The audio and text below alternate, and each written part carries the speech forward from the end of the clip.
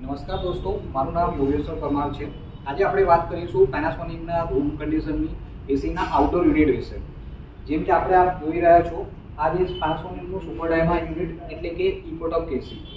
જેમ કે આપણે જાણીએ છીએ, ઇન્ડસ્ટ્રીની અંદર નોર્મલી કોમ્પિટિશન બ્રાન્ડની અંદર જે આઉટડોર યુનિટ આવે છે એ પીસીએમ છે, એટલે કે પાવડર કોટિંગ મટીરિયલથી બનેલું હોય છે. ઠીક છે, જે વ્હાઇટ કલરના યુનિટમાં આપણે જોવા મળે છે.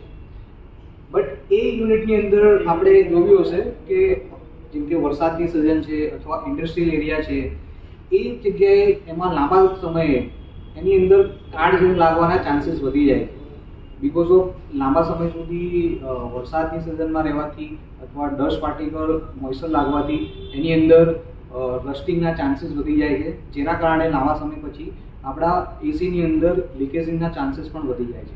તો એ બધાનું સોલ્યુશન આપને પેનાસોનિકના આ સુપર ડાયમા ની અંદર મળી રહેશે, જે ઇકોટોપ કેસિંગ છે.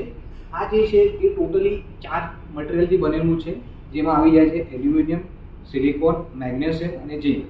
આ 4 મટીરિયલથી બનેલું છે, જે એક સિંગલ શીટથી બનાવવામાં આવેલું છે. તેના કારણે એની જે ડ્યુરેબિલિટી છે નોર્મલ યુનિટ કરતાં 2 ગણી વધી જાય છે.